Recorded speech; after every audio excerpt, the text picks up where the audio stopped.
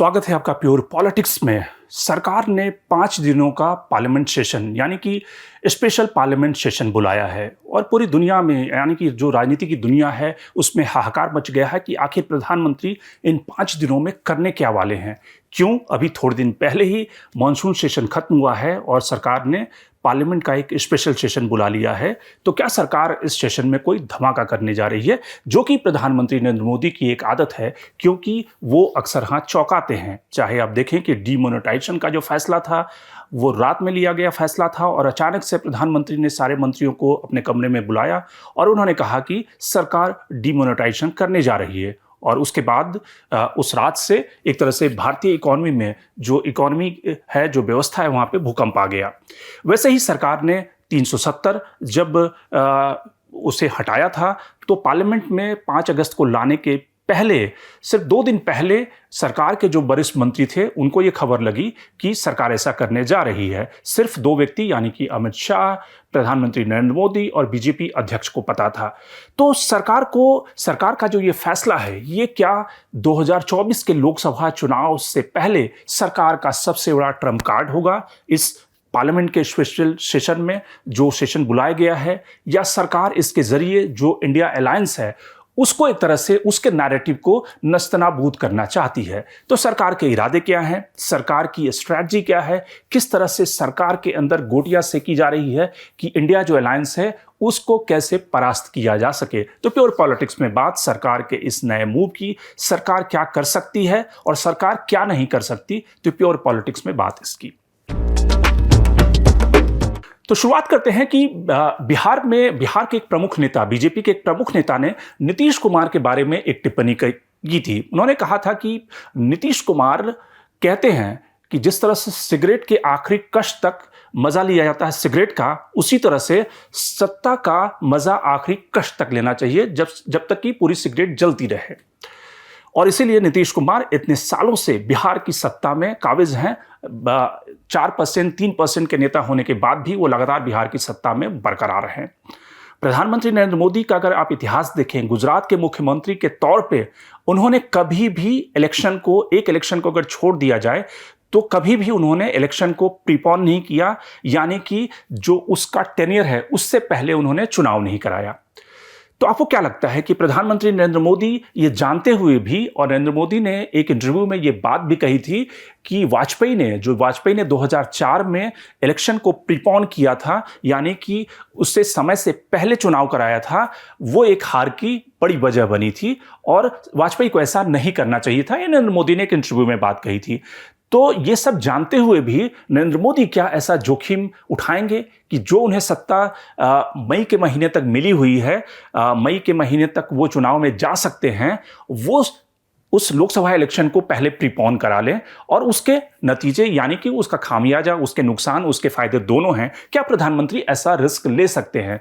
ये बात इसलिए उठी है क्योंकि जब पार्लियामेंट्री अफेयर्स मिनिस्टर यानी कि प्रहलाद जोशी ने कल एक ट्वीट किया कि सरकार एक पार्लियामेंट का स्पेशल सेशन बुलाने जा रही है और उस पार्लियामेंट सेशन में जो फोटो लगा था वो नई पार्लियामेंट बिल्डिंग और पुरानी पार्लियामेंट दोनों फोटो को एक तरह से मर्ज किया गया था और उन्होंने एक जो शब्द लिखा था कि अमृतकाल में कई सारे फ्रूटफुल डिस्कशन होंगे। वहां से ये राजनीतिक कयासबाजी शुरू हुई कि सरकार जो नए पार्लियामेंट सेशन में जो 5 दिनों का सेशन होगा उसमें ऐसा क्या धमाका करने जा रही है जिससे कि भारतीय राजनीति में भूचाल आ जाएगा। और ये टाइमिंग इसलिए महत्वपूर्ण थी कि ठीक उसी समय इंडिया अलायंस की मुंबई में बैठक चल रही थी।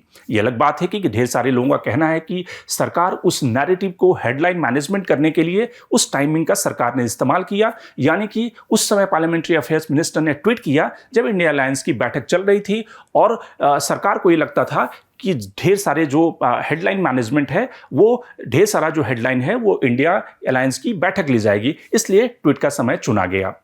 लेकिन सिर्फ हेडलाइन मैनेजमेंट था या सरकार कुछ करने वाली है उस 5 दिनों के सेशन में, या फिर उस सेशन के अलावा भी सरकार के पिटारे में ऐसा कुछ है जो कि इंडिया अलायंस को चौंका सकता है? उसके अगले दिन सरकार ने एक कमेटी की घोषणा कर दी, जो फॉर्मर प्रेसिडेंट रामनाथ कोविंद की अध्यक्षता में वो कमेटी काम करेगी और वो कमेटी होगी वन नेशन वन पोल के लिए कंसेंसस जुटाना, उस पर काम करना और लीगल कंसल्टेशन करना और बाकी जो पॉलिटिकल पार्टियां हैं उनसे राय विचार विमर्श करना। इससे सवाल यह हुआ कि जो प्रधानमंत्री नरेंद्र मोदी बार बार कहते रहे हैं कि इस देश में एक ही चुनाव की जरूरत है, क्योंकि ढेर सारे चुनाव एक समय में अलग अलग राज्यों में होते रहते हैं और जिससे कि सरकार का सारा ध्यान उस चुनाव में चला जाता। किसी स्टेट का अगर असेंबली इलेक्शन हो रहा है तो सरकार की पूरी मशीनरी वहां पे लग जाती है और इससे जो डेवलपमेंट के काम होते हैं वो कहीं ना कहीं रुक जाते हैं। और इसीलिए प्रधानमंत्री नरेंद्र मोदी, अगर आप देखें कि 2014 का जो बीजेपी का मैनिफेस्टो था उसमें भी इस बात का उल्लेख है कि एक इलेक्शन इस देश में होना चाहिए, यानी कि वन नेशन वन पोल की बात कही गई। और उसके बाद अगर देखें कि इसका एक पुराना इतिहास भी रहा है कि एक इलेक्शन कंडक्ट कराना चाहिए इस देश में।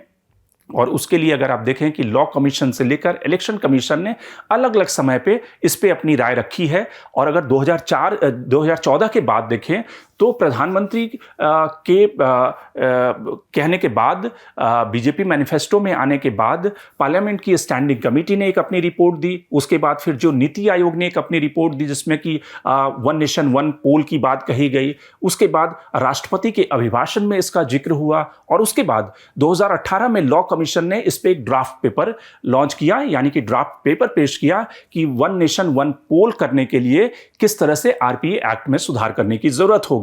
और उन्होंने लॉ कमीशन ने 2-3 सर्कमस्टांसेस गिनाए कि किस तरह से वन नेशन वन पोल हो सकता है। प्रधानमंत्री ने 2019 के चुनाव के बाद ये कहा कि वो एक कमेटी बनाएंगे और पॉलिटिकल लीडर से मिलेंगे। तो कहीं ना कहीं इसका ये मतलब है कि बीजेपी के एजेंडे में वन नेशन वन पोल पहले से था और बीजेपी उसको सही समय पर इंप्लीमेंट करना चाहती है।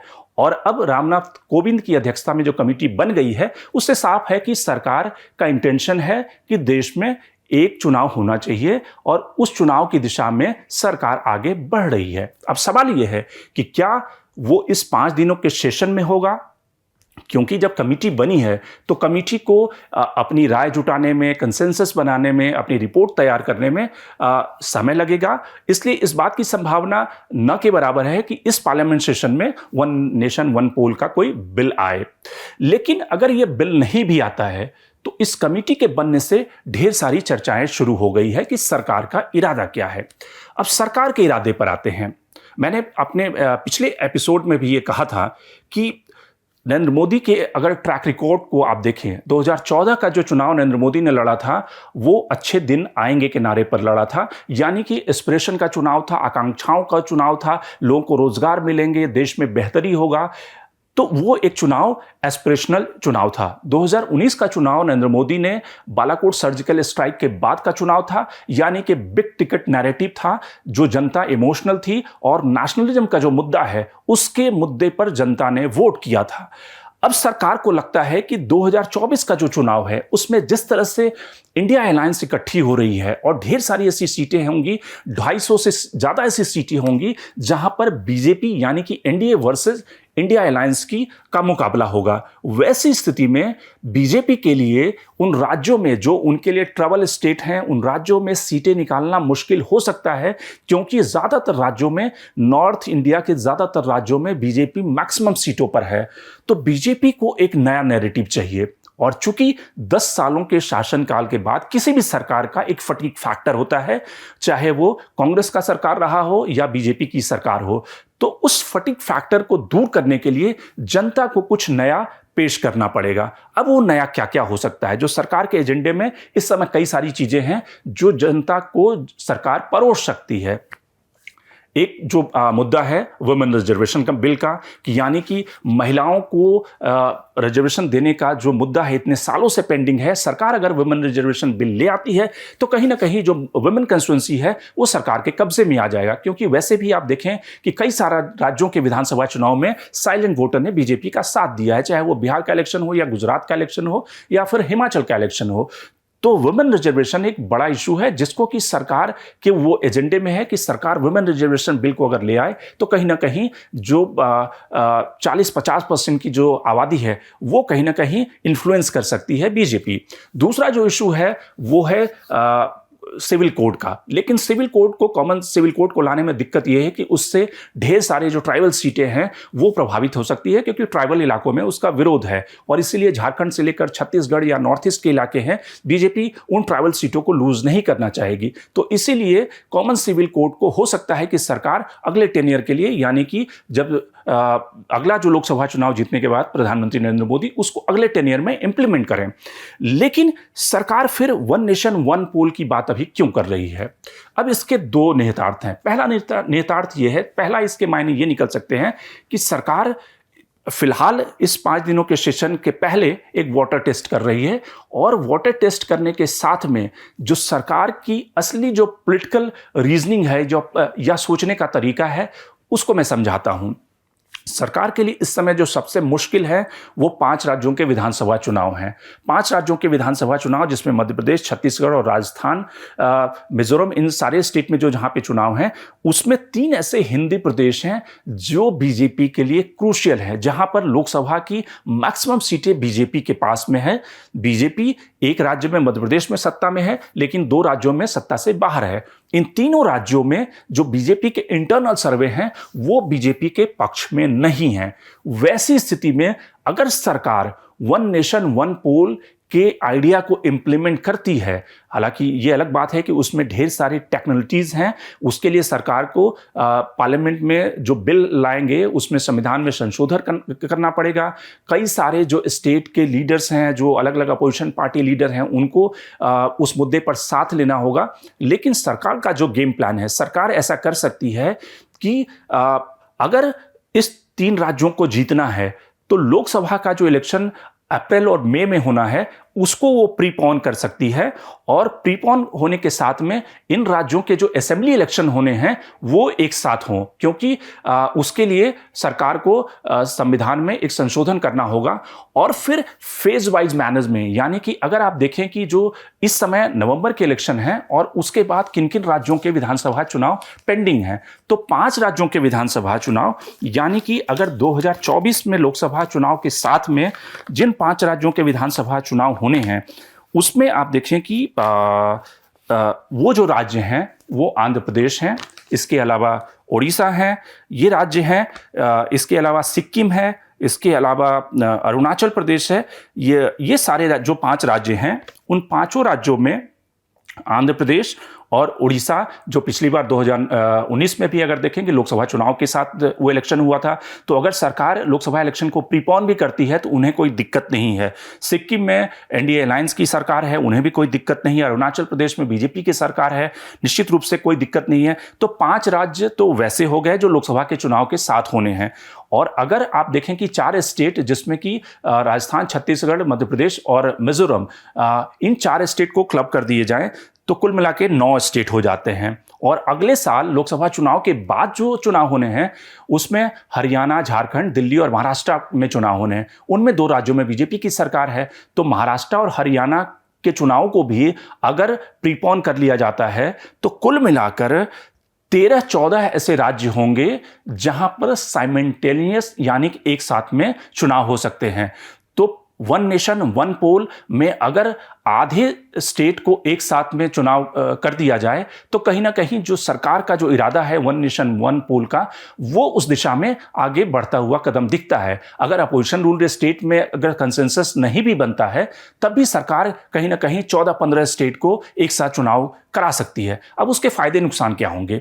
सबसे बड़ा जो फायदा है कि आप देखें कि जो हिंदी हर्टलैंड के जो स्टेट हैं, जहां पर इस समय बीजेपी के खिलाफ एंटी इनकम्बेंसी है या फिर कांग्रेस वहां पे कमजोर नहीं दिखती, जैसे मध्य प्रदेश, छत्तीसगढ़ और राजस्थान। छत्तीसगढ़ में भूपेश बघेल हैं, वो मजबूत हैं। राजस्थान में अशोक गहलोत का जो वेलफेयर स्कीम है वो मजबूत है। तो इन तीनों राज्यों में जब लोकसभा के साथ चुनाव होंगे तो वो चुनाव नरेंद्र मोदी के चेहरे पर होगा, उनके नाम पर होगा। तो बीजेपी के लिए इन तीनों राज्यों के विधानसभा चुनाव को जीतना आसान हो जाएगा। तो पूरी गणित इस बात में टिकी है कि बीजेपी इन 3 राज्यों के विधानसभा चुनाव को कैसे जीते। और लोकसभा का चुनाव और विधानसभा के चुनाव अगर होते हैं तो अगर आप सीएसजीएस के पुराने आंकड़े को देखें तो कोई भी जो डोमिनेंट पार्टी होती है उसको उसका फायदा मिलता है विधानसभा चुनाव में भी जीतने में और लोकसभा में। वैसे भी जब प्रधानमंत्री नरेंद्र मोदी उस इलेक्शन में होंगे तो उनके सामने जो अपोजिशन का जो लीडरशिप होगा वो टिकेगा नहीं, ऐसा बीजेपी को लगता है। तो इसीलिए विधानसभा के साथ में लोकसभा चुनाव जीतना ज्यादा आसान होगा। और ये इसके पीछे की पूरी पॉलिटिक्स है कि सरकार अगर वन नेशन वन पोल की डायरेक्शन में आगे बढ़ती है तो उसके पीछे का जो लॉजिक है वो ये कहता है। अगर आप 2018 के लॉ कमीशन के ड्राफ्ट रिपोर्ट को पढ़ें तो लॉ कमीशन ने 2-3 ऑप्शन दिए थे। उस ऑप्शन में ये कहा गया था कि पहला ऑप्शन ये है कि राज्यों के जो विधानसभा चुनाव हैं उनको या तो एडवांस कर दिया जाए या फिर पोस्टपोन कर दिया जाए लोकसभा चुनाव के साथ में।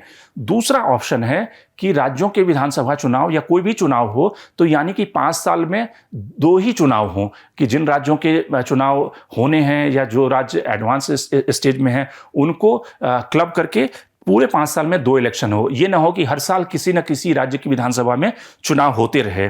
तीसरा ऑप्शन उन्होंने दिया था कि किस तरह से अगर 1 साल में किसी स्टेट का चुनाव है तो उन सारे स्टेट के इलेक्शन को 1 साल में क्लब कर दिया जाए ताकि बार बार चुनाव कराने की नौबत ना आए। और इसके लिए उन्होंने कहा था कि आरपीआई एक्ट में संशोधन करने की ज़रूरत है।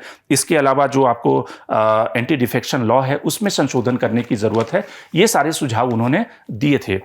लेकिन मोटी बात यह है कि सरकार को यह लगता है कि 2024 के चुनाव से पहले एक माहौल बनाने की ज़रूरत है। जो इंडिया अलायंस है उसके नैरेटिव को चेंज करने की ज़रूरत है और उस नैरेटिव को यानी कि उस नैरेटिव का मुकाबला करने के लिए सरकार ने जो अपने पास ट्रम्प कार्ड रखे हुए हैं उसमें वन नेशन वन पोल, वुमेन रिजर्वेशन बिल, ऐसे कई सारे प्रोविज़न, कई सारे बिल हैं जिसका इस्तेमाल आने वाले दिनों में सरकार कर सकती है। और कहीं ना कहीं सरकार को लगता है कि एक बार जो G20 और चंद्रयान 3 का जो मोमेंटम बना है उसको कैरी आउट करने के लिए, उसको जारी रखने के लिए ज़रूरी है कि जनता के दिमाग में एक ऐसा पासा फेंका जाए जिससे कि अपोजिशन की यूनिटी और अपोजिशन जब तक अपना कैंडिडेट सेलेक्ट करे तब तक सरकार के पक्ष में माहौल बन जाए और सरकार इसी के साथ में विधानसभा के चुनाव और लोकसभा के चुनाव जीत जाए। ये इलेक्शन हो सकता है कि दिसंबर में ना हो लेकिन फरवरी में हो,